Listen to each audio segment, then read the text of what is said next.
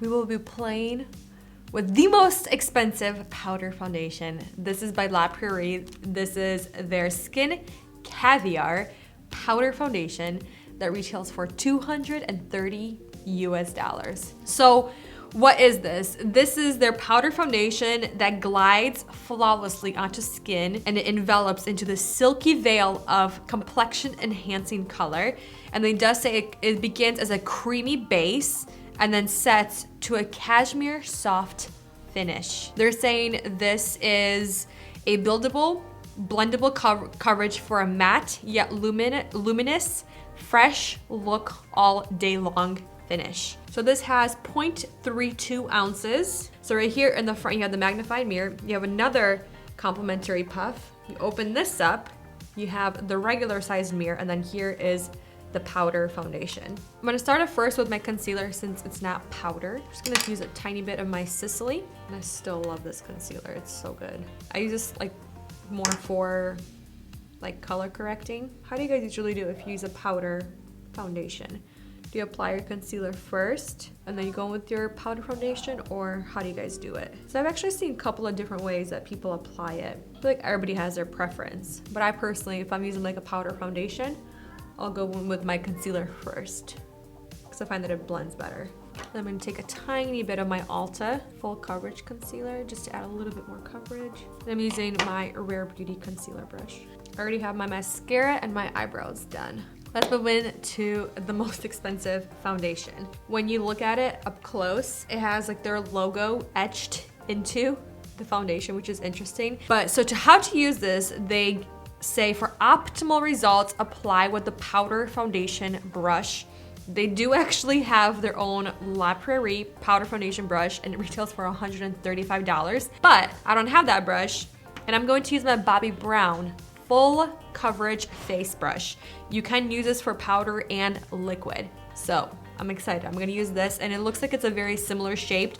It's a little more dense, but it's really soft, and it has like a nice dome shape towards the top. So what they do say is you can also use to apply with the included puff if you wanted to, but start at the forehead and work over the bridge of the nose, over each cheek, and finish with the chin. They don't say if to kind of like use circular motions to stipple it, so we're gonna do a various amount of, I guess, techniques. We'll do some circular motions, we'll do some stippling, and see what we get the best result. So let's go for it with this brush. I'm gonna kind of tap it in first. Oh yeah, look at that. It's picking up product, but it's kind of going all over the place. And it's definitely very scented. It smells like, and this is gonna sound maybe really bad, but it smells like clean laundry. And I love the scent of clean laundry. It's a very heavy though, it's a very perfumed, but it's quite nice. It's very pleasant. All right, let's start with the forehead, starting with like circular motions. You can definitely see it took a lot of that shine away. Okay, putting some more in. Getting some more on the brush. As of right now, it looks like my skin, but it looks blurred and just like a very soft focus. I'm gonna apply some right here. Just very gently blend this in. Ooh, whoa. That feels really nice. It doesn't feel like a cream, but this is blending really easily into the face. I can't even see it on my face. You can see a tiny bit on my nose, but very minimal. It doesn't look like it's full coverage. It looks like your skin, but kind of just giving it more of an even tone. Look at that versus this. You can still see my skin peeking through like a little bit of the rosy cheeks, but it's very even. If I can complain about anything, like you have to layer it to get a lot more pigment, but it's not looking heavy. I guess what I'm complaining about is I have to go a little bit more into the pan that I was expecting to. Oh, that's really pretty. The color seems to be a pretty good match. I have the shade Porcelain Blush. I'm not really touching it with my fingers, but with the brush, it's very effortless. It blends really easily. But again, this brush is phenomenal with every single type of base I have tried. So I am giving a lot of accolades to the brush as well. But just touching this powder, it's a very interesting powder. It's so creamy, it's so silky, and it does have that little bit of like that creamy texture, but it's powder, but it doesn't feel dry. Like it feels really nice. Like it's really a soft finish. I'm gonna try to build up a little coverage right here just to see. This is a really nice, natural, skin-like finish, very even toned. You can still see your skin peeking through. Like this is just a powder foundation, a pressed powder foundation, but just the way it applies, with a lot of times with powder foundations for my skin personally, I can see it right away where I applied, and sometimes depending what kind of products I use underneath to prep the skin, it can kind of get stuck in that one area and there's a patch there and it's not even. So I feel like I have to use more of a loose powder foundation to really get the best result. But with this, I'm actually surprised because it is a pressed powder foundation, how easy it was to blend and how even it looks, and it's not getting stuck to any kind of dry patches. I'm really impressed so far. It's like a really easy blend. I think this is definitely not a full coverage pressed powder foundation. I feel like you really will have to pack this on into your brush and then onto your face, but I feel like starting off really slow and then building up that coverage is the best. I'm trying to see if I can stamp it to get more coverage in certain areas, see how that works. I think I'm done playing with my face. I can't believe how easy that was to blend. I actually do have a thing I'm gonna complain about. Packaging on the outside. I don't mind that it's a mirror effect, but it's so dirty. Fingerprints all over it, you know what I mean? I will complain about that. Packaging, I don't like the packaging. I think it's way too bulky. I do really like the two size mirrors. I like the regular mirror and then the magnifying mirror right here in the front. I really appreciate that. And then another thing, because it is so softly packed, you can see how dirty the compact is getting, even with me just barely dipping the brush into the compact. I guess that's what I'm complaining about. I don't like the packaging. That's all I don't like. Moving on to bronzer, I really wanna see how these powder products are gonna sit on top of this foundation, because one thing, if it sits beautifully on its own, yes, it's stunning, but then if other products don't blend easily, they just kind of sit there and get stuck, that's a big no-no to me, because, you know, I love my bronzer, I love my blushes, highlight, you know what I mean? Like, we need to make sure they all look good together. For bronzer, I'm gonna take my Gucci bronzing powder in shade 1. Stunning bronzer. It's beautiful. Looks like it's blending quite easy, even with just stamping it onto my cheeks without circular motions, and it's not having that hard of a time blending out. And it's not picking up the pigment underneath, which is nice. I mean, most of the times with powder foundations, when you go with powder on top of it, it's not gonna have a hard time. But just sometimes, products can surprise you, and they just leave like a patch on your face and they don't wanna blend out. I like that I can still see my skin underneath this, but it still looks like my skin. For blush, I'm gonna take the Tom Ford, their cheek color in 01 Frantic Pink. Beautiful blush. And yeah, everything is just blending very seamlessly, very effortlessly. I don't really have to try too hard to blend. To finish off the look, applied a little bit of lip liner, Charlotte Tilbury, her iconic nude. And then for lipstick, I'm taking, I don't even remember the shade, but this is Givenchy. It's like their custom lipstick case, and it has a little mirror right here, but I literally don't remember the shade of this. And it's refillable. Oh, this is Guerlain, not Givenchy, this is Guerlain, but it's a beautiful rosy color. Makeup is complete, and the base, I think it looks really fresh.